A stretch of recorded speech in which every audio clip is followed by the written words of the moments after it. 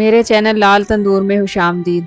आज मैं आपके लिए गोभी गोश्त की बहुत ही मज़ेदार रेसिपी लेकर आई हूँ। उम्मीद है आपको बहुत पसंद आएगी। गोभी गोश्त बनाने के लिए मैं आपको कुछ टिप्स बताऊंगी, जिससे ये डिश बहुत लजीज और मज़ेदार बनेगी। गोभी गोश्त बनाने के लिए मैंने 400 ग्राम गोभी ली है। गोभी को टहनी की साइड से काटें ताकि इसकी शक्ल बरकरार रहे। इसके साथ 400 ग्राम गोश्त लिया है। गोश्त हड्डी और बगैर हड्डी के बराबर मिकदार में लें। गोश्त की सिलेक्शन के वक्त ख्याल रखें कि ये एक ही हिस्से का हो। अगर रान का है तो तमाम गोश्त रान का ही लें।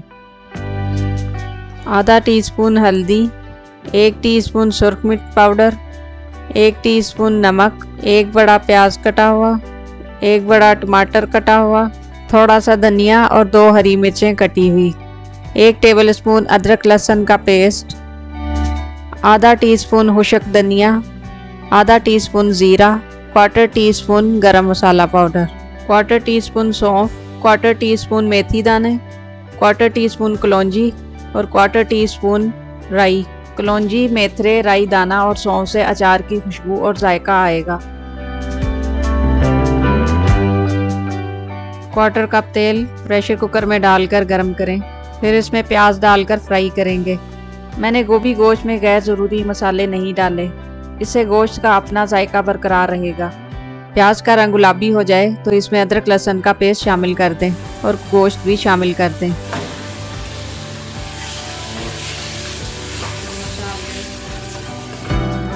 दो मिनट भूनकर हल्दी, सुरख मिर्च और नमक शामिल कर दें। 2 मिनट भूनने के बाद टमाटर शामिल कर दें। आपको मेरी दूसरी वीडियोस बहुत पसंद आ रही हैं, बहुत शुक्रिया। मेरे चैनल को सब्सक्राइब और वीडियो को लाइक कर दें, शुक्रिया। अब 3 से 4 मिनट भूनें ताकि टमाटर नरम हो जाएं। अब इसमें इतना पानी डालें कि गोश्त की सतह से कुछ नीचे रहे।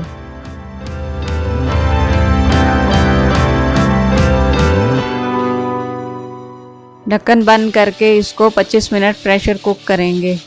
अब ढक्कन खोलते हैं और ये देखें, पानी तकरीबन खुश्क हो चुका है और गोश्त भी गल चुका है। इसको हमने अब मसाला गाढ़ा होने तक भूनना है।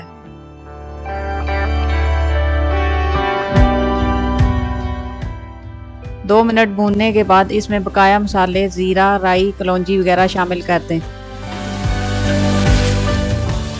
तकरीबन 10 मिनट भूनने के बाद मसाला गाढ़ा और घी अलहदा हो गया है और गोश्त भी बहुत ही अच्छा भुन चुका है। अब इसमें गोभी शामिल कर दें और 2 मिनट पकाएं ताकि गोभी नरम हो जाए।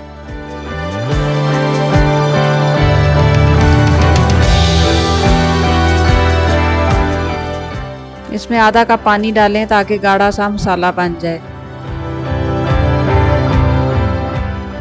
अब ढक्कन बंद करें और 5 मिनट प्रेशर कुक करें।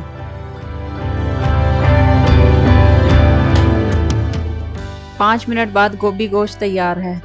गोश्त बहुत ही अच्छे तरीके से गल चुका है और गोभी भी नरम हो चुकी है। आप इस रेसिपी को ऐसे ही बनाएं, आपको बहुत पसंद आएगी।